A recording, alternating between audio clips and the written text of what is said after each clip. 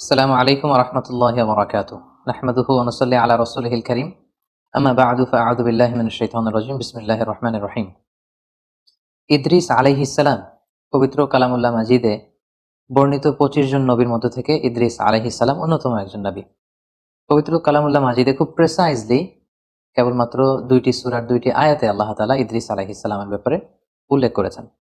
যেমন সূরাত মারিয়ামে আল্লাহ তাআলা উল্লেখ করেছেন ওয়াজকুর ফিল কিতাবি ইদরিস ইন্নাহু কানা সিদ্দিকান নাবিয়্যা ওয়া রাফা'নাহু মাকানান আলিয়্যা। অর্থাৎ হে নবী, আপনি কালামুল্লাহ মাজিদে কোরআনের ভেতর ইদ্রিসের কথা উল্লেখ করুন। নিশ্চয়ই তিনি ছিলেন সত্যবাদী একজন নবী এবং আমি তার সম্মানকে মর্যাদাকে অনেক বেশি সুউচ্চ করেছি, আমি তাকে উচ্চ মর্যাদা দান করেছি। মারিয়ামের এই আয়াতটি ছাড়া সূরাতুল আম্বিয়ার আরও একটি আয়াতে আল্লাহ তাআলা সাইয়েদনা ইদ্রিস আলাইহিস সালামের কথা উল্লেখ করেছেন। সেই আয়াতে কেবলমাত্র ওনার নামটি উল্লেখ করেছেন। আল্লাহ বলছেন অন্যান্য নবীদের সাথে মিলিয়ে তিনি ইরশাদ করছেন ওয়া ইসমাঈলা ওয়া ইদ্রিস ওয়া যাল কিফল কুল্লুম মিনাস সাবিরিন ওয়া আদখালনাহুম ফি রাহমাতিনা ইন্নাহুম মিনাস সালিহিন। অর্থাৎ ইসমাঈল, ইদ্রিস এবং যুল কিফল তারা প্রত্যেকেই ছিলেন ধৈর্যশীলদের অন্তর্ভুক্ত। তাদের প্রত্যেককে আমি আমার বিশেষ রহমত দিয়ে বেষ্টন করেছি এবং তারা ছিলেন সৎকর্ম পরায়ণশীলদের অন্তর্ভুক্ত ব্যক্তি। কালামুল্লাহ মাজিদের সূরাত মারিয়াম এবং সূরাত আম্বিয়ার এ দুটি আয়াত ছাড়া আর কোথাও সাইয়েদনা ইদ্রিস আলাইহিস সালামের ব্যাপারে উল্লেখ করা হয়নি। সুনানে নাসাইতে একটি সহিহ হাদিসেও আমরা ইদ্রিস আলাইহিস সালামের ব্যাপারে উল্লেখ দেখতে পাই, যে ক্ষেত্রে উল্লেখ হয়েছে যে আল্লাহ রাসূল সাল্লাল্লাহু আলাইহি ওয়াসাল্লাম যখন মেরাজে গিয়েছিলেন, আমরা জানি মেরাজ রজনীতে 7টি আকাশে 7টি স্তরে তিনি 7 জন নবীর সাথে সাক্ষাৎ করেছিলেন। সেখানে তিনি চতুর্থ আসমানে সাইয়েদনা ইদ্রিস আলাইহিস সালামের সাথে সাক্ষাৎ করেছিলেন। হাদিসের ভাষ্যটি ছিল এমন, সুম্মা আতাইনা সামা আর-রাবিআ, 1 2 3 করে আমি জিবরিল আলাইহিস সালামের সাথে আল্লাহ রাসূল সাল্লাল্লাহু আলাইহি ওয়াসাল্লাম বলছেন যে আমি চতুর্থ আসমানে এলাম। ফামিসলু যালিক, এর আগের আসমানগুলোতে যেভাবে জিজ্ঞেস করা হয়েছিল জিবরাইলকে তুমি কে, তোমার সাথে কে, তোমাদেরকে কি আসার পারমিশন দেওয়া হয়েছে, এভাবে যত ফর্মালিটিজ আছে এগুলো সারা হয়েছে। তো আতাইতু আলা ইদ্রিস আলাইহিস সালাম, আল্লাহর হাবিব সাল্লাল্লাহু আলাইহি ওয়াসাল্লাম বললেন তখন হঠাৎ করে আমি ইদ্রিস আলাইহিস সালামের কাছে আসলাম। ফাসাল্লামতু আলাইহি, ওনাকে দেখেই আমি ওনাকে সালাম দিলাম। ফাকালা মারহাবান বিকা মিন আখিন ওয়া নাবিক, আমাকে দেখে সাইয়েদনা ইদ্রিস আলাইহিস সালাম বললেন স্বাগতম হে আমার ভাই, হে প্রিয় নবী। স্বাগতম হে ভাই এবং হে নবী বলে তিনি আমাকে ওয়েলকাম বা সুস্বাগতম জানিয়েছেন। তাহলে কোরআনের দুটি আয়াত এবং সুনানে নাসাইর এই সহি বর্ণনাটি ছাড়া বেসিক্যালি ইদ্রিস আলাইহিস সালামের ব্যাপারে সহি বর্ণনা তেমন একটা পাওয়া যায় না। বেশিরভাগ বর্ণনাগুলোই হচ্ছে দঈফ বা দুর্বল চেইনের কিংবা ইসরায়েলি বর্ণনা, যেটাকে আমরা জিউস বা ক্রিশ্চিয়ান ট্রেডিশন বলে আখ্যায়িত করে থাকি। আল বিদায়া ওয়ান নিহায়ার গ্রন্থকার ইবনু কাসির আলাইহি রহমা, উনি বিদায় নিহায়াতে উল্লেখ করেছেন যে কানা আউয়ালু বানি আদম উতিয়া নবুওয়াতা বাদা আদম ওয়া শীস, অর্থাৎ আদম আলাইহিস সালাম এবং ওনার সন্তান শীস আলাইহিস সালামের পরে সর্বপ্রথম যে ব্যক্তিকে নবুয়ত দেয়া হয় তিনি হচ্ছেন ইদ্রিস আলাইহিস সালাম। এবং নূহ আলাইহিস সালাম, উনি কি ইদ্রিস আলাইহিস সালামের আগে পৃথিবীতে নবী হয়ে এসেছেন নাকি ইদ্রিস আলাইহিস সালাম নূহ আলাইহিস সালামের আগে পৃথিবীতে এসেছেন, এ নিয়ে গবেষকদের মধ্যে মতানৈক্য রয়েছে। কেউ কেউ বলেন যে নূহ আলাইহিস সালাম এসেছেন ইদ্রিস আলাইহিস সালামের পরে, কেউ কেউ বলেছেন নূহ আলাইহিস সালাম এসেছেন ইদ্রিস আলাইহিস সালামের আগে। অনেকে বলে থাকেন যে ইদ্রিস নামটি এসেছে মূলত আদ-দিরাসা থেকে, কারণ আরবিতে দারাসা ইয়াদরুসু মানে হচ্ছে টু স্টাডি, পড়া, অধ্যয়ন করা। ইদ্রিস আলাইহিস সালাম উনি খুব বেশি পড়াশোনা করতেন। ওনার আগের নবী শীস আলাইহিস সালাম এবং আদম আলাইহিস সালামের উপর যে সহিফাগুলো আল্লাহ তাআলা নাজিল করেছিলেন, এই সহিফাগুলো উনি খুব বেশি স্টাডি করতেন, খুব পড়তেন, খুব অধ্যয়ন করতেন। এজন্য ওনাকে ইদ্রিস নামে নামকরণ করা হয়েছে। সেদিন ইদ্রিস আলাইহিস সালাম ইরাকের বাবেল নগরীতে জন্মগ্রহণ করেন এবং পরবর্তীতে তিনি দাওয়া কাজে মিশরে গমন করেন এবং সেখানেই তিনি তাওহীদের দাওয়াত মানব মণ্ডলীর কাছে তিনি ছড়িয়ে দিয়েছেন। এবং সহিহ ইবনে হিব্বানের এক বর্ণনা অনুযায়ী আমরা জানতে পারি যে আল্লাহ তাআলা সাইয়েদনা ইদ্রিস আলাইহিস সালামের উপর 30টি সহিফা তিনি নাজিল করেছিলেন। সহিহ ইবনে হিব্বানের আরো একটি বর্ণনা থেকে আমরা আরো জানতে পারি, যেটি বিখ্যাত ঐতিহাসিক ইবনে ইসহাক ওনার গ্রন্থে উল্লেখ করেছেন যে ইদ্রিস আলাইহিস সালাম হচ্ছেন আউয়ালু মান খাত্তা বিল কলম, পৃথিবীতে সর্বপ্রথম যিনি কলমের ব্যবহার করেছেন, কলম দিয়ে কালি দিয়ে যিনি সর্বপ্রথম পৃথিবীতে লেখালেখির প্রচলন ঘটিয়েছেন সেটা হচ্ছেন ইদ্রিস আলাইহিস সালাম। পাশাপাশি ওয়াখাতাস সিয়াব, সর্বপ্রথম যিনি কাপড় সেলাই করেছেন, সুতা দিয়ে সুই দিয়ে কাপড় সেলাই করা, এই বুনন শিল্পের যে আবিষ্কার বা প্রচলন, এটাও সাইয়েদনা ইদ্রিস আলাইহিস সালামের মাধ্যমেই হয়েছে। এই যে বর্ণনাগুলো আমরা এখানে উল্লেখ করলাম, এগুলো ছাড়া সাধারণত আর যত বর্ণনা সাইয়েদনা ইদ্রিস আলাইহিস সালামের ব্যাপারে পাওয়া যায় এসবই হচ্ছে ইসরায়েলি বর্ণনা। বিশেষ করে ওয়া রাফা'নাহু মাকানান আলিয়্যা, আমি ইদ্রিসের মর্যাদাকে অনেক বাড়িয়েছি, অনেক সুউচ্চ মর্যাদার আসনে তাকে আমি আসীন করেছি। এই আয়াতের বর্ণনায় অনেক ইসরায়েলি এই আয়াতের ব্যাখ্যায় অনেক ইসরায়েলি বর্ণনা পাওয়া যায় যে ইদ্রিস আলাইহিসসালাম ও ঈসা আলাইহিসসালামের মতো জীবদ্দশায় ওনাকে আল্লাহ তাআলা আকাশে নিয়ে গিয়েছিলেন। একজন ফেরেশতার পাখায় ভর করে তিনি আকাশে চলে গিয়েছিলেন এবং সেই আকাশে বা জান্নাতে ওনার ইন্তেকাল হয়েছে, এই পৃথিবীতে তিনি ইন্তেকাল করেননি। এই বর্ণনাগুলো আসলে কোনো ইসলামিক ট্রেডিশন থেকে আমরা পাই না, এগুলো ইসরায়েলি বর্ণনা থেকে আমরা পাই। ফলে ইদ্রিস আলাইহিসসালামের এই জীবন কাহিনী যখন আমরা বর্ণনা করব, এক্ষেত্রে ইসরায়েলি বর্ণনার ভূমিকা ইসলামে কতটুকু এবং ইসরায়েলি বর্ণনা এটাকে গ্রহণ করা যাবে কি যাবে না, এ ব্যাপারে ইসলামী শরিয়ার হুকুম কি, এই বিষয়টি আমাদের কাছে স্পষ্ট হতে হবে সম্মানিত সুধী। এ পর্যায়ে আমরা হুকমুল ইসরাইলিয়াত, ইসরায়েলি যে বর্ণনাগুলো আছে যেগুলো বাইবেলে আছে, ওল্ড টেস্টামেন্টে আছে, যেটাকে আমরা তালমুদ বলছি, অর্থাৎ ইহুদি এবং খ্রিস্টানদের যে বর্ণনাগুলো, সেগুলোর ব্যাপারে আমাদের ভূমিকা কি হবে। যেমন কোরআন হচ্ছে আমাদের কিতাব, আর আল্লাহ রাসূল সাল্লাল্লাহু আলাইহি ওয়াসাল্লামের বর্ণিত কথাগুলোকে আমরা হাদিস বলছি।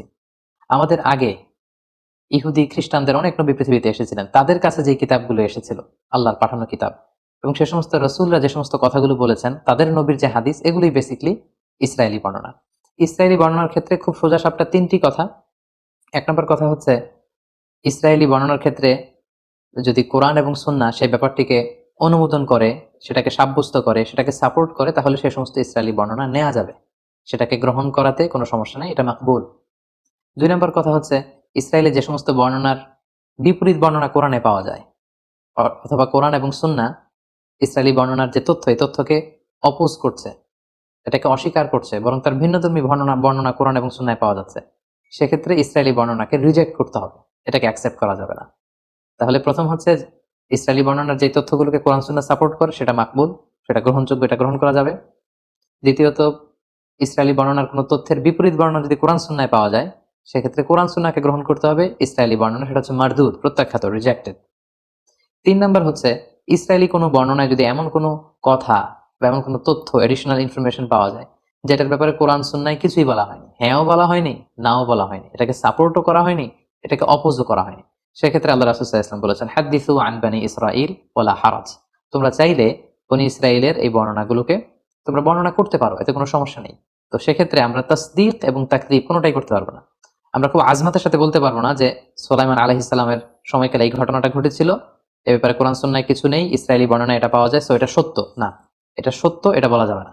আবার এই বর্ণনাটা মিথ্যা, এটা ডাহা মিথ্যা কথা অনেকে এরকম বলে বেড়ায়, যেটা ইসরায়েলি বর্ণনা, এটা তো মিথ্যা না, এটাকে মিথ্যাও বলা যাবে না। কোরআন সুন্নাহ সাপোর্টও করেনি, কোরআন সুন্নাহ রিজেক্টও করেনি, এরকম কোনো এডিশনাল ইনফরমেশন যদি ইসরায়েলি বর্ণনায় পাওয়া যায়, অর্থাৎ ইহুদি এবং খ্রিস্টানদের যে যে সোর্স, তাদের যে কিতাব বা তাদের যে হাদিস, সেখান থেকে যদি পাওয়া যায় এডিশনাল কোনো ইনফরমেশন, সেটাকে তাসদীক তাকযীব, অর্থাৎ এটাকে গ্রহণ বর্জন কোনোটাই করা যাবে না, জাস্ট বর্ণনা করা যাবে। একটা ঘটনা পরম্পরাকে মেলানোর জন্য বর্ণনা করা যেতে পারে। যেমন লেটস সে ইদ্রিস আলাইহিস সালামের প্রেক্ষাপট যদি আমরা বলি, কালামুল্লাহ মাজিদে শুধু 2টা আয়াতে খুব সংক্ষিপ্ত পরিসরে ওনার বর্ণনা আল্লাহ তাআলা দিয়েছেন, এবং সহিহ সুন্নাতে আমরা দেখেছি চতুর্থ আসমানে মেরাজের রাতে আল্লাহ রাসূল সাল্লাল্লাহু আলাইহি ওয়াসাল্লাম ইদ্রিস আলাইহিস সালামের সাথে সাক্ষাৎ করেছেন। এগুলো ছাড়া যত বর্ণনাই আছে সবই দঈফ, আর বাকি সবই হচ্ছে ইসরায়েলি বর্ণনা। সো একজন নবীর ব্যাপারে ইন ডিটেইল যদি কারো জানার আগ্রহ থাকে, বা আগের ঐতিহাসিক দৃষ্টিকোণ থেকে জিউস ট্র্যাডিশনে, খ্রিস্টান ট্র্যাডিশনে কি কি পাওয়া যায়, এগুলো নিয়ে গবেষণা করা, এগুলো বর্ণনা করা, এগুলো জানা, এতে কোনো সমস্যা নেই। কিন্তু এডিশনাল ইনফরমেশন গুলোর ক্ষেত্রে ইসরায়েলি বর্ণনার কোনো এডিশনাল তথ্য যদি আমরা নেই, সেটা সত্য কি মিথ্যা খুব কনফিডেন্সের সাথে এটা কোনোটাই বলার সুযোগ নেই। প্রয়োজনের খাতিরে, জানার জন্য, কৌতূহলবশত আমরা সেগুলো বর্ণনা করতে পারি। এবং মানুষ মাত্রই কৌতূহলী, আমরা জানি, যাদের অনুসন্ধিৎসু মাইন্ড আছে, খুব কিউরিয়াস, জানতে মনে চায় যে কি হয়েছিল, কোথায় এসেছিলেন, তার জীবন পরিক্রমায় কি কি ঘটেছিল, তারা ইসরায়েলি বর্ণনা বাইবেল থেকে এগুলো আমরা জানতে পারি। কারণ বাইবেলের সবকিছুই যে তারা ডিস্ট্রয় করে ফেলেছে, মানে এন্টায়ার বাইবেলে যে তারা করাপ্ট করে ফেলেছে, এমনটা না। বাইবেলের অনেক কিছু আছে শুদ্ধ, আবার অনেক কিছুকে তারা কারাপ্টেড করেছে। তো সেক্ষেত্রে এডিশনাল ইনফরমেশন গুলো নেওয়ার ক্ষেত্রে, যেটা কোরআনেও নেই, সুন্নাতে নেই, আমরা চাইলে বর্ণনা করতে পারবো, আমাদের কৌতূহলকে নিবারণ করতে পারবো, কিন্তু হুটহাট করে এটা বলতে পারবো না যে এটা সত্য কিংবা এটা মিথ্যা। আমাদের মধ্যে একটা প্রবণতা আছে, অনেকে যেটা মনে করেন, কোনো ইসরায়েলি বর্ণনা শুনলেই তারা বলে থাকেন যে এটা বানোয়াট হাদিস, এটা জাল হাদিস। এটা আসলে এক ধরনের অজ্ঞতা, কারণ এটা তো হাদিসই না, এটা তো আল্লাহ রাসূল সাল্লাল্লাহু আলাইহি ওয়াসাল্লামের কথা নন, আল্লাহ রাসূল সাল্লাল্লাহু আলাইহি ওয়াসাল্লাম তো এটা বলেননি। ফলে এটা জাল হাদিস বা বানোয়াট হাদিস বলার সুযোগ নেই, কারণ এটা হাদিসই নয়, এটা আল্লাহ রাসূল সাল্লাল্লাহু আলাইহি ওয়াসাল্লাম বলেননি, এটা ওনার কথা নয়, বরং এটা হচ্ছে ইসরায়েলি ট্রেডিশন। তাহলে খুব সংক্ষেপে আমরা এটা বলবো যে ইসরায়েলি বর্ণনা যদি কোরআন সুন্নাহ দ্বারা সাপোর্টেড হয়, আমরা গ্রহণ করব। যদি রিজেক্ট করা হয় এটাকে বর্জন করব। আর যে ব্যাপারে কোরআনে হাদিসে আমাদেরকে কিছুই বলা হয়নি, কিন্তু ইসরায়েলি বর্ণনায় আমরা বিভিন্ন নবীদের ব্যাপারে, বিভিন্ন ঘটনার ব্যাপারে এক্সট্রা এডিশনাল তথ্য পাই, সেটা আমরা বর্ণনা করতে পারবো। কারণ আল্লাহর হাবিব সাল্লাল্লাহু আলাইহি সাল্লাম বলেছেন যে লা তুসাদ্দিকু আহলাল কিতাবি ওয়া লা তুকাযযিবুহুম। এই জাতীয় বর্ণনার ক্ষেত্রে তাদেরকে সত্যবাদী মিথ্যাবাদী, এই বর্ণনাটা সত্য কিংবা মিথ্যা এটা কোনোটাই বলো না। ওয়াকুলু আমান্না বিল্লাহি ওয়া মা উনজিলা ইলাইনা ওয়া মা উনজিলা ইলাইকুম। বরং এটা বলো যে আমরা বিশ্বাস করি যেটা আমাদের উম্মতে মুহাম্মাদের উপর যেটা নাজিল হয়েছে এটাও আমরা বিশ্বাস করি কোরআন হিসেবে, এবং তোমাদের কাছে আল্লাহর পক্ষ থেকে যেটা সঠিকভাবে নাজিল হয়েছিল সেটার উপরে আমরা বিশ্বাস স্থাপন করি। আমরা রইসুল মুফাসসিরিন আব্দুল্লাহ ইবনে আব্বাস রাদিয়াল্লাহু তাআলা আনহুর কথা জানি যে উনি সাহাবীদের মধ্যে খুবই কিউরিয়াস মাইন্ডেড ছিলেন, কিউরিসিটি খুব বেশি ছিল, অনুসন্ধিৎসু মন ছিল ওনার, কৌতূহলী মন। ফলে নবীদের ব্যাপারে কোরআনে কোনো আয়াত নাজিল হলে তাদের আগের ঘটনার আগের প্রেক্ষাপট, পরের প্রেক্ষাপট এগুলো মিলাবার জন্য, জানবার জন্য উনি অনেক ইহুদি পণ্ডিতের কাছে যেতেন, যে জিজ্ঞেস করতেন যে ব্যাপারে তোমাদের কিতাবে কিছু আছে কিনা। তখন সেই ইহুদি পণ্ডিতদের কাছ থেকে উনি শুনে আসতেন এবং সেগুলো তিনি বর্ণনাও করেছেন। এবং আমাদের অনেক আমাদের যে ক্লাসিক তাফসিরগুলো রয়েছে সেই ক্লাসিক তাফসিরগুলোতে এগুলো বর্ণিত হয়েছে। তো আমরা এই ইসরায়েলি যে ন্যারেশনগুলো আছে, বর্ণনাগুলো আছে, এগুলো ডিল করার ক্ষেত্রে এই তিনটা মূলনীতি খেয়াল রাখবো। কোরআন হাদিস সাপোর্ট করলে গ্রহণ করব, রিজেক্ট করলে আমরাও রিজেক্ট করব। আর এডিশনাল তথ্য যেটা আমাদের কোরআনেও নাই, সুন্নাতেও নাই, কিন্তু অনেক নবীর ব্যাপারে কিছু তথ্য আমরা ইসরায়েলি বর্ণনাতে পাই, সেগুলো আমরা বর্ণনা করতে পারবো। কারণ আল্লাহ হাবিব সাল্লাল্লাহু আলাইহি ওয়াসাল্লাম সহিহ বুখারীর বর্ণনায় বলেছেন ওয়াহাদ্দিসু আন বানি ইসরাঈল ওয়ালা হারাজ। তোমরা ন্যারেট করতে পারো, you can narrate the tradition of Jews and Christian community. তাদের পক্ষ থেকে যেই ন্যারেশন গুলো প্রিজার্ভ করা হয়েছে এগুলো চাইলে তোমরা বর্ণনা করতে পারবে, এতে কোনো সমস্যা নেই ইনশাআল্লাহ। সম্মানিত সুধী, তাহলে সংক্ষিপ্ত পরিসরে ইদ্রিস আলাইহিস সালামের জীবন কাহিনী থেকে কোরআন সুন্নাহর আলোকে আমরা যা জানলাম, সেগুলো থেকে যদি আমরা কিছু লাইফ লেসন এখন বের করতে চাই যে ইদ্রিস আলাইহিস সালামের এই জীবনী থেকে আমাদের জন্য শিক্ষা কি, সেক্ষেত্রে আমরা কয়েকটি লেসন আমরা এখান থেকে শিক্ষা বের করে নিয়ে আসতে পারি। প্রথমত বলবো যে আমরা জেনেছি উনি হচ্ছেন আউয়ালু মান খাত্তা বিল কালাম। এই যে আমরা কলম দিয়ে লিখি, এই লেখার হস্তলিখন পদ্ধতির আবিষ্কারক হচ্ছেন সাইয়েদনা ইদ্রিস আলাইহিস সালাম, আল্লাহর প্রিয় একজন নবী। তাহলে হি ক্রিয়েটেড দ্য হ্যান্ড রাইটিং। তিনি সর্বপ্রথম পৃথিবীতে কলম দিয়ে কিছু লিখেছেন এবং এই লেখার এই প্র্যাকটিস তিনি চালু করেছেন। এই তথ্যটা কিন্তু আমরা পাই। দ্বিতীয় যে ব্যাপারটি আমরা ইদ্রিস আলাইহিস সালামের জীবনী থেকে পাই সেটা হচ্ছে সাইয়েদনা ইদ্রিস আলাইহিস সালাম অত্যন্ত বেশি জ্ঞানানুরাগী ছিলেন, শিক্ষানুরাগী ছিলেন। তিনি জ্ঞান অর্জন করতে চাইতেন। তার প্রমাণ হচ্ছে ওনার আগের নবী শীস আলাইহিস সালাম এবং পৃথিবীর প্রথম নবী আদম আলাইহিস সালামের উপর আল্লাহ তাআলা যে সমস্ত সহিফাগুলো নাজিল করেছিলেন এগুলো তিনি খুব বেশি পড়তেন, খুব বেশি অধ্যয়ন করতেন, সেখান থেকে জানতে চাইতেন, শিখতে চাইতেন। এবং ইসলামে জানা শিখাটাকে কিন্তু আমাদের জন্য আবশ্যক করেছে এবং খুব বেশি গুরুত্ব দিয়েছে। আমরা জানি যে আমাদের কোরআনুল কারীমের প্রথম বাণী হচ্ছে জানো, পড়ো, ইকরা, read in the name of your lord who has created. পড়ো তোমার প্রভুর নামে যিনি তোমায় শিক্ষা দিয়েছেন। তাহলে ইসলামও কিন্তু আমাদের সর্বপ্রথম জিকির করতে বলেনি, সালাত আদায় করতে বলেনি, যাকাত দিতে বলেনি, হেজাব করতে বলেনি। ইসলাম সর্বপ্রথম আমাদেরকে যে বিষয় উদ্বুদ্ধ করেছে সেটা হচ্ছে জ্ঞান অর্জনের প্রতি আমাদেরকে উৎসাহিত করেছে, লার্নিং এর প্রতি উৎসাহিত করেছে, স্টাডি করা, রিসার্চ করা, এগুলোর ব্যাপারে উৎসাহিত করেছে। এবং এটার একটা ইন্সপায়ারেশন কিন্তু আমরা সাইয়েদনা ইদ্রিস আলাইহিস সালামের জীবনী থেকে পাই। কারণ তিনার আগে যে সমস্ত কিতাব সাহিফা নাজিল হয়েছে এগুলো তিনি খুব বেশি পড়তেন, তিনি অত্যন্ত বেশি জ্ঞান অনুরাগী ছিলেন। ৩ নম্বর যে বিষয়টা আমরা জানতে পারি সেটা হচ্ছে বুদ্ধিবৃত্তিক যে চর্চা, এটার সূচনা বা গোড়াপত্তনও কিন্তু ওনার সময়কাল থেকে হয়। তিনি বাবেলে জন্মগ্রহণ করেছিলেন, ইরাক এলাকায়। পরবর্তীতে তিনি তাওহীদের দাওয়াত নিয়ে নীল নদের পাড়ে মিশরে অবস্থান করেন। সেখানে তিনি ওই এলাকার লোকদেরকে তাওহীদের দাওয়াত দেন, সালাতের দাওয়াত দেন, যাকাতের দাওয়াত দেন, এবং সেখানে তিনি জ্ঞান অর্জন এবং জ্ঞান বিতরণের একটা পরিবেশ তৈরি করেছিলেন। এবং অনেক ঐতিহাসিক বলেছেন যে এই যে গাণিতিক বিভিন্ন সূত্র, ম্যাথামেটিক্যাল যে সূত্র অথবা অ্যাস্ট্রোনমি, জ্যোতির্বিজ্ঞানের যে জ্ঞান, সেটার সূচনাটা হয়েছিল সাইয়েদনা ইদ্রিস আলাইহিস সালামের সময়। এবং আমরা জানি যে মিশরীরা হচ্ছে এক্ষেত্রে পাইওনিয়ার। পৃথিবীতে সবচেয়ে প্রাচীন যেই বর্ণমালার শিলালিপি পাওয়া যায়, হাইরোগ্লিফিক্স বলে ইংরেজিতে, আরবিতে হাইরোগ্লিফিয়া বলে, এটা মিশরে পাওয়া গিয়েছে। কিভাবে ইরিগেশন করতে হবে, জমি চাষ দিতে হবে, কিভাবে গাণিতিক সূত্র দিয়ে উপকৃত হওয়া যায়, এবং জিওমেট্রিক বিভিন্ন তথ্য সূত্র, এগুলো কিন্তু মিশরীরা উদ্ভাবন করেছে। এবং সেক্ষেত্রে অনেক ঐতিহাসিকরা বলেছেন সাইয়েদনা ইদ্রিস আলাইহিস সালামের সময় এটার সূচনা বা গোড়াপত্তন হয়েছিল। সাইয়েদনা ইদ্রিস আলাইহিস সালামের জীবনী থেকে আরো একটি বিষয় আমরা জানতে পারি যে উনি খুব কর্মঠ ছিলেন, সাদাসিধে জীবনযাপন করতেন, যেটার প্রমাণ পাওয়া যায় যে তিনি নিজ হাতে নিজের জামা বা কাঁথা এগুলো সেলাই করতে জানতেন। সেলাই করার বা হস্তবুনন শিল্পের ব্যাপারটিও কিন্তু ওনার সময় থেকে শুরু হয়েছে। এ থেকে আমরা বুঝতে পারি যে উনি খুবই কর্মঠ ছিলেন, হার্ড ওয়ার্কিং ছিলেন।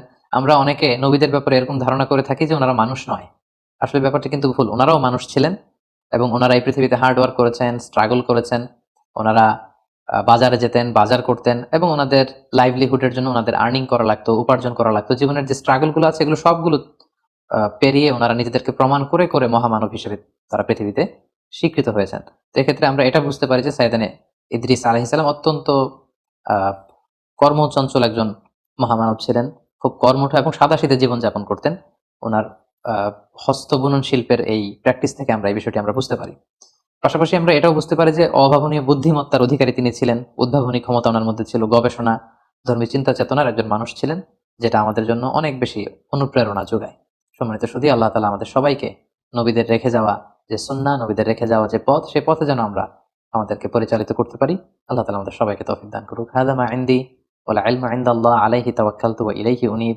আসসালামু আলাইকুম ওয়া রাহমাতুল্লাহি ওয়া বারাকাতুহু।